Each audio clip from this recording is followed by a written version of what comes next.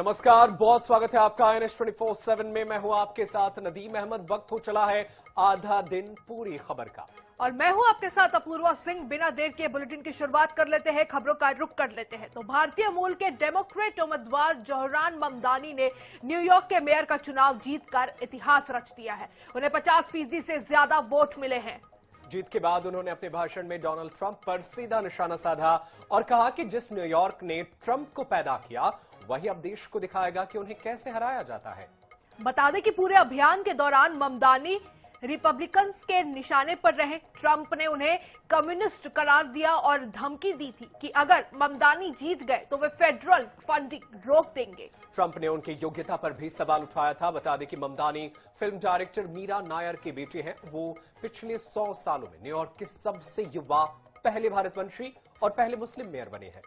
और जीत के बाद ममदानी ने अपने भाषण में कहा है कि आपके सामने खड़े होकर मुझे पंडित जवाहरलाल नेहरू के शब्द याद आ रहे हैं। इतिहास में ऐसा क्षण बहुत कम आता है जब हम पुराने से नए की ओर कदम बढ़ाते हैं। जब एक युग का अंत होता है, जब लंबे समय से दमित राष्ट्र की आत्मा को अभिव्यक्ति मिलती है। ममदानी ने आगे कहा कि आज न्यूयॉर्क ने ठीक यही किया है। तो आपके फैसले से नए युग की शुरुआत हो रही है। ममदानी का वीडियो सोशल मीडिया पर अब तेजी से वायरल हो रहा है, जिसे भारत में कांग्रेस नेताओं ने भी शेयर करते हुए नेहरू की विचारधारा को अमर बताया है। तो जोहरान ममदानी ने न्यूयॉर्क में मुस्लिम मेयर के तौर पर चुनाव जीत लिया।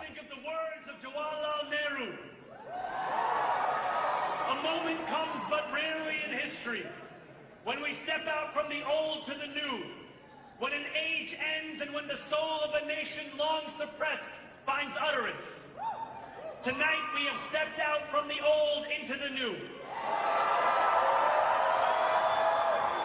So let us speak now with clarity and conviction that cannot be misunderstood about what this new age will deliver and for whom. This will be an age where New Yorkers expect from their leaders a bold vision of what we will achieve, rather than a list of excuses for what we are too timid to attempt.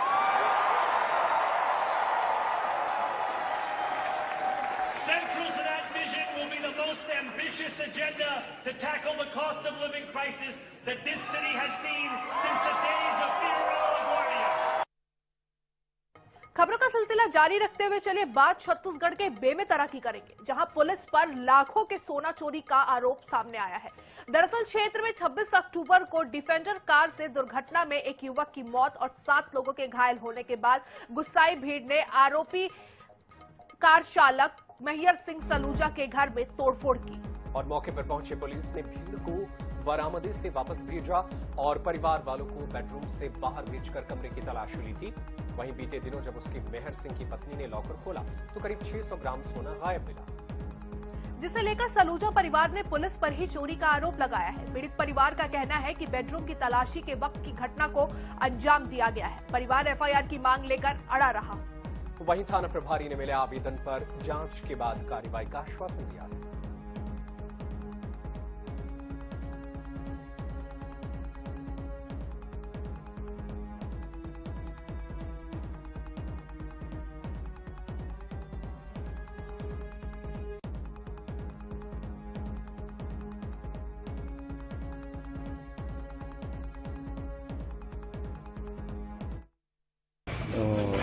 एक छोटी सी अंगूठी रखने के लिए locker में देखी तो मेरे यहाँ देखी तो कि घर के पूरे लॉकर से पूरे जेवरात पूरे पार हो गए थे।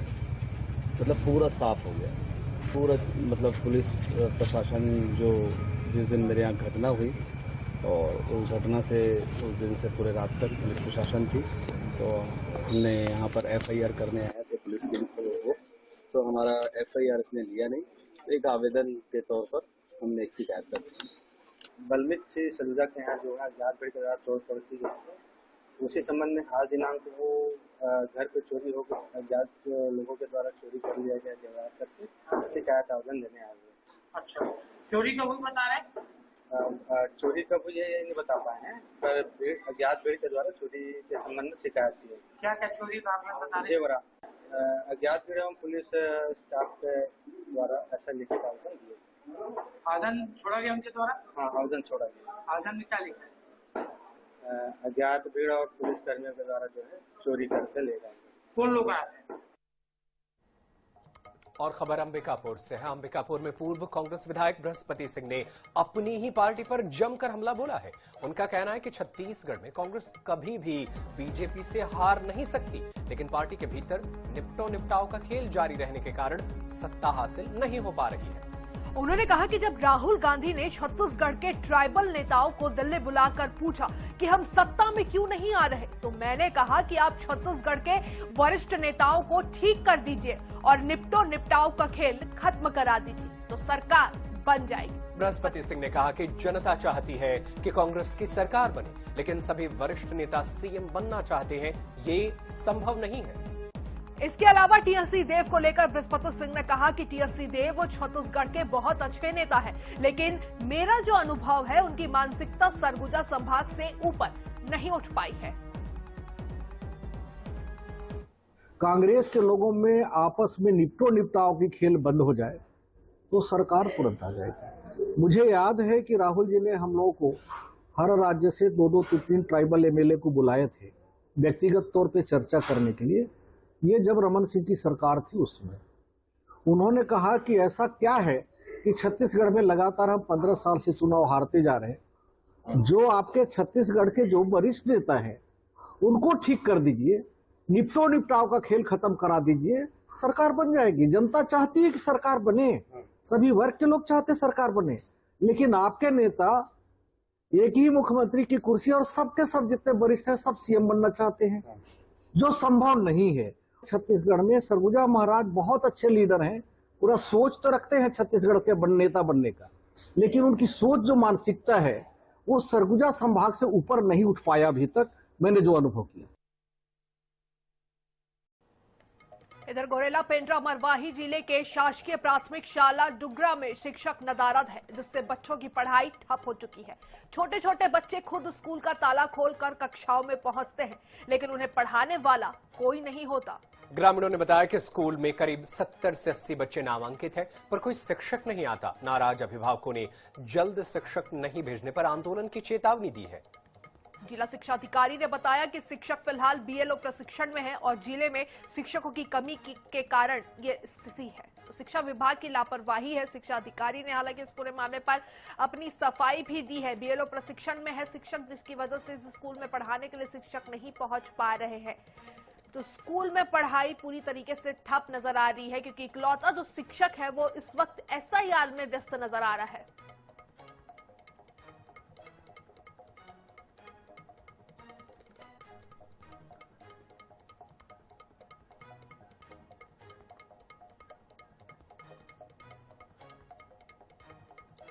और चलिए आपको लिए चलते हैं बिहार, जहां विधानसभा चुनाव के लिए प्रचार जारी है और उत्तर प्रदेश के मुख्यमंत्री योगी आदित्यनाथ जनसभा को संबोधित कर रहे हैं। चिन्ह पर एनडीए के प्रत्याशी के रूप में भारी बहुमत से विजयी बनाना है। बनाएंगे ना? आशीर्वाद देंगे ना? कमल चुनाव चिन्ह पर आशीर्वाद मिलेगा ना सभी लोगों का? इधर इधर उधर। और ये गुंडों और माफियाओं का उपचार करने के लिए पीछे जो हथियार खड़ा किया गया है, उस पर जो लोग खड़े हैं वे भी बताएंगे ना? सब तैयार है ना? सभी लोग कमल चुनाव चिन्ह पर वीरेंद्र सिंह जी को अपना समर्थन और आशीर्वाद देने के लिए तैयार है ना? दोनों हाथ उठा करके बोलो, फिर दोनों हाथ उठा करके जय श्री राम, जय श्री राम, जय श्री राम, जय जय श्री राम।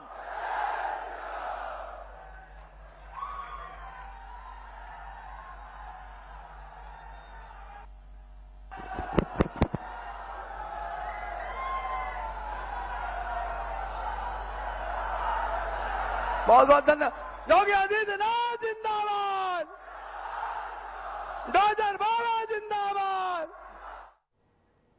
और ये तस्वीरें आप तक पहुंचा रहे थे। बिहार में विधानसभा चुनाव को लेकर प्रचार करने पहुंचे उत्तर प्रदेश के मुख्यमंत्री और लगातार एनडीए प्रत्याशियों के पक्ष में वोट की अपील कर रहे हैं। फिलहाल चलिए खबरों में आगे बढ़ते हैं। खरगोन जिले के मंडलेश्वर से एक बेहद महत्वपूर्ण और समय की जरूरत से जुड़ी खबर सामने आई है। यहाँ पुलिस विभाग ने ऑपरेशन मुस्कान के तहत स्कूली बालिकाओं को साइबर क्राइम के बढ़ते खतरों के बारे में जागरूक किया। मंडलेश्वर हायर सेकेंडरी स्कूल में आयोजित इस जागरूकता कार्यक्रम में अनुविभागीय अधिकारी पुलिस श्वेता शुक्ला ने बालिकाओं को संबोधित किया। उन्होंने सोशल मीडिया का उपयोग करने वाली छात्राओं को विशेष रूप से सावधान किया। एसडीओपी श्वेता शुक्ला ने बालिकाओं को समझाया कि फेसबुक या इंस्टाग्राम पर किसी भी अनजान व्यक्ति की फ्रेंड रिक्वेस्ट को स्वीकार न करें। उन्होंने अनजान लिंक पर क्लिक करने से होने वाले साइबर फ्रॉड के प्रति भी आगाह किया। एसडीओपी श्वेता शुक्ला ने चेताया कि अपनी फोटोज अपलोड करने से बचें या सावधानी रखें।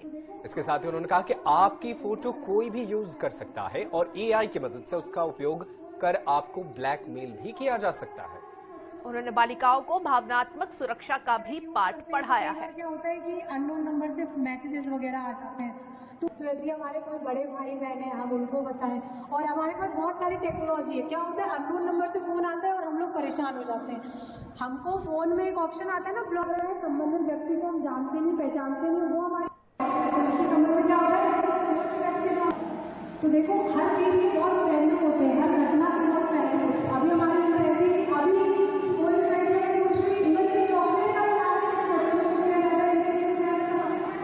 यूज करते हैं तो कई बार क्या होता है कि अननोन नंबर से मैसेजेस वगैरह आ जाते हैं, तो यदि हमारे कोई बड़े भाई बहन है हम उनको बताएं। और हमारे पास बहुत सारी टेक्नोलॉजी है। क्या होता है अननोन नंबर से फोन आता है और हम लोग परेशान हो जाते हैं। हमको फोन में एक ऑप्शन आता है ना ब्लॉक है, संबंधित व्यक्ति को हम जानते नहीं पहचानते नहीं, वो हमारे क्या होता है।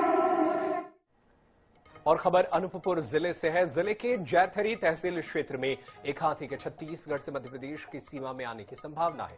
बुधवार सुबह ये हाथी मरवाही के शिवनी बीट के जंगल में देखा गया।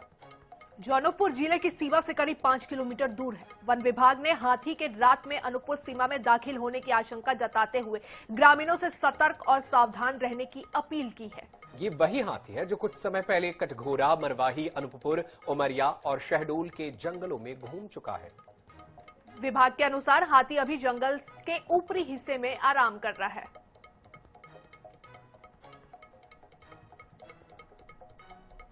इधर पेचबाग अभयारण्य में वन विभाग ने एक कठिन रेस्क्यू ऑपरेशन सफलतापूर्वक पूरा किया है। मां बाघिन और दूसरे शावक की मौजूदगी में घायल शावक को सुरक्षित बाहर निकाला गया। डॉक्टर अखिलेश मिश्रा की टीम ने हाथियों की मदद से बाघिन को दूर किया और शावक को बेहोश कर उसे बचाया। घायल शावक को इलाज के लिए वन विहार भोपाल भेजा गया है।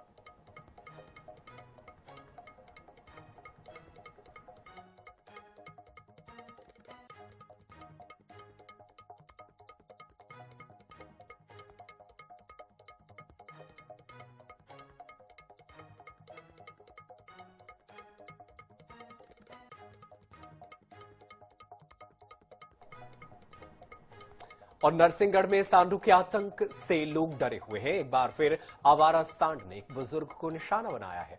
सांड के हमले में बुजुर्ग पूरी तरीके से घायल हो गया है। बुजुर्ग के सिर और पैर में चोट आई है। उन्हें अस्पताल में भर्ती कराया गया है। लोगों का कहना है कि कुछ दिनों पहले भी सांड के हमले से 2 बुजुर्ग घायल हुए थे, जिनमें से एक की मौत हो गई थी। स्थानीय लोगों का आरोप है कि प्रशासन आवारा मवेशियों को लेकर कोई कार्रवाई नहीं कर रहा है। तो हमले में एक बुजुर्ग की आपको बता दें, इससे पहले भी सांड के हमले में एक बुजुर्ग की मौत हुई थी और सांड ने बुजुर्ग पर हमला किया है, जिसका वीडियो भी सामने आया है, आपकी स्क्रीन पर है। और बुजुर्ग इस हमले में बुरी तरीके से घायल हो गया है। कुछ दिन पहले भी 2 बुजुर्गों को सांड ने पटका था और इस हमले में एक बुजुर्ग की मौत हो गई थी। स्थानीय लोग जो है क्षेत्रवासी हैं, उनका कहना है कि प्रशासन ये इन आवारा मवेशियों को लेकर कोई कठोर कदम नहीं उठा रहा है, जिसका खामियाजा इन आम लोगों को भुगतना पड़ रहा है।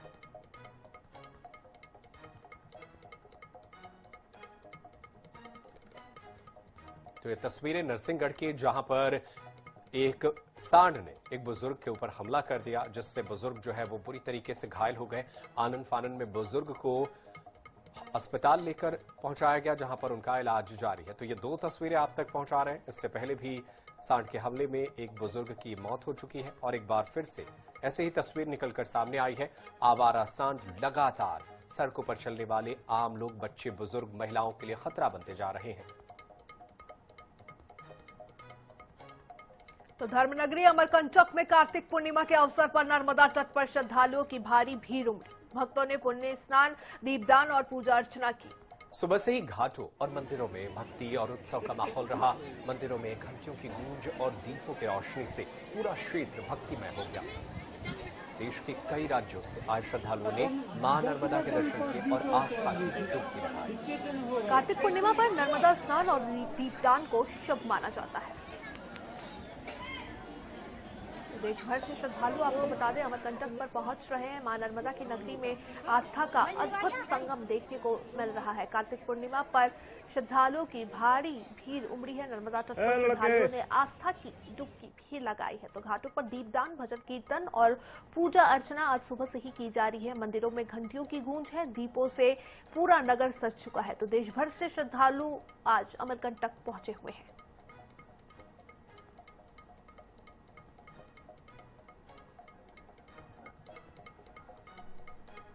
और बैकुंठ चतुर्दशी पर मध्य प्रदेश की मिनी अयोध्या 1 लाख दीपों की रोशनी से सराबोर हुई। इस दिव्य और भव्य नजारे को देखने के लिए हजारों लोग पहुंचे।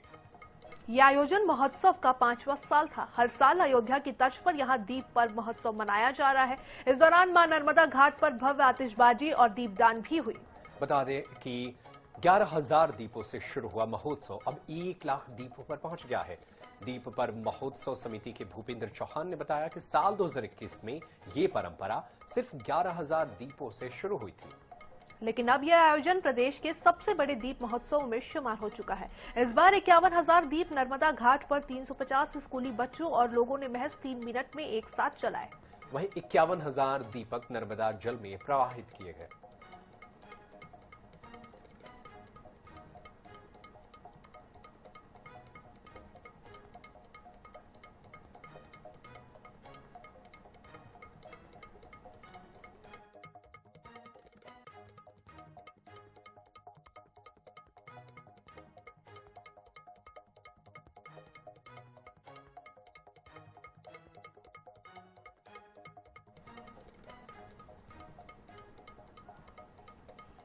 खबरों का सिलसिला जारी रखते हैं तो छत्तीसगढ़ राज्य उत्सव के अवसर पर नवा रायपुर का आसमान देशभक्ति और रोमांच से गूंज उठा। भारतीय वायुसेना की सूर्य किरण एरोबेटिक टीम ने सेंध तालाब के ऊपर शानदार एयर शो प्रस्तुत किया। ग्रुप कैप्टन अजय दशरथी के नेतृत्व में 9 हॉक MK-132 फाइटर जेट्स ने एक साथ उड़ान भरते हुए तिरंगा, हार्ट इन द स्काई और एरोहेड जैसी अद्भुत परफॉर्मेंस दिखाई। छत्तीसगढ़ के गौरव स्क्वाड्रन लीडर गौरव भी इस टीम का हिस्सा रहे, जबकि फ्लाइट लेफ्टिनेंट कंवल संधू ने शानदार कमेंट्री से दर्शकों को रोमांचित किया। शॉपर से रस्सी के सहारे उतरते जाबाजों ने भी साहसिक करतब दिखाए। तो नवा रायपुर की ये तस्वीरें जब वायुसेना ने यहां पर एयर शो किया और एयर शो देखने के लिए बड़ी संख्या में रायपुर और आसपास के जिले से लोग यहां पर पहुंचे थे और सेना के शौर्य और साहस की लोगों ने झलक देखी। सूर्य किरण आकाश में जो शो हुआ आज, यानी कि आज यहाँ सेंध लेक में जो शो का आयोजन किया गया, उसे देखने के लिए बड़ी संख्या में जो लोग हैं वो पहुंचे। और हमारे साथ कुछ लोग हैं, उनसे सीधे बात करेंगे। कैसा लगा सर ये शो जो हुआ, कल रिहर्सल, आज फाइनल शो? मैंने कल भी देखा और आज भी देखा। अपन पेपर में जैसे पढ़ते रहे कि ऑपरेशन सिंदूर हुआ तो सोचते थे कैसा हुआ होगा, अब देखने से समझ में आया होगा कि कैसा हुआ होगा। उसी को फील करने के लिए आए थे सपरिवार पूरा। बहुत अच्छा रहा। इतनी भीड़ में जद्दोजहद करके पहुंचे लेकिन फाइनली देख लिए। भूखे प्यासे आके पहले से बैठे हुए हैं। कब से बैठे थे आप? हम लोग सुबह 8 बजे के आसपास से आके बैठे हुए हैं। तो मतलब ऐसा चाह रहे थे कि जितना करीब जा सके और उस रोमांच को महसूस कर सके, उसको महसूस किया और बिल्कुल रोम रोम में भर के लेके जा रहे हैं देशभक्ति के साथ में। बहुत बढ़िया। क्या कहेंगे भैया? ये हमारे छत्तीसगढ़ वासियों के लिए गर्व की बात है कि हमारे धरती पर हो रहा है। ऐसा नजारा ना हम लोग पहले नहीं देखे थे अपने भूमि पर, और आगे ऐसी और करतब दिखने को मिले, यही उम्मीद रखते हैं। ऐसा लगा भैया? बहुत अच्छा प्रोग्राम था और इतनी पब्लिक उम्मीद नहीं थी कि इतनी पब्लिक आएगी। रास्ते में जाम, एयरपोर्ट से ही जाम है पूरा। रास्ते में किसी तरह साइड में मतलब घास के रास्ते आए हम लोग। बहुत पब्लिक, इतनी पब्लिक उम्मीद नहीं थी कि आएगी छत्तीसगढ़ से। पूरा छत्तीसगढ़ ही आ गया यहाँ पे। बहुत अच्छा प्रोग्राम था सूर्य किरण एयरक्राफ्ट का, बहुत अच्छा। तो सूर्य किरण एयरक्राफ्ट का शानदार प्रोग्राम यहाँ पर था और साथ ही साथ जो कई लोगों ने अपनी प्रतिक्रिया दी। वाकई राज्योत्सव के अवसर पर, अंतिम दिन के अवसर पर सूर्य किरण जैसे शो का यहाँ आयोजित होना और पूरे छत्तीसगढ़ का एक ही जगह पर इकट्ठा होना एक बड़ी बात है, एक गौरव का विषय है, एक गर्व का विषय है और वाकई शानदार कार्यक्रम के साक्षी हम भी बने हैं। कैमरामैन मलकीत के साथ मोनिका दुबे, INS 24/7 रायपुर।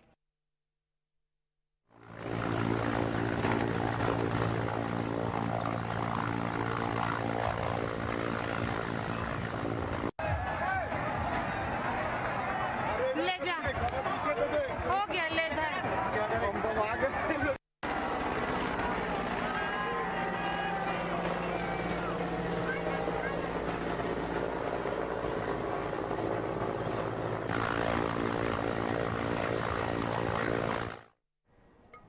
और इसी के साथ आधा दिन पूरी खबर में आज के लिए इतना ही।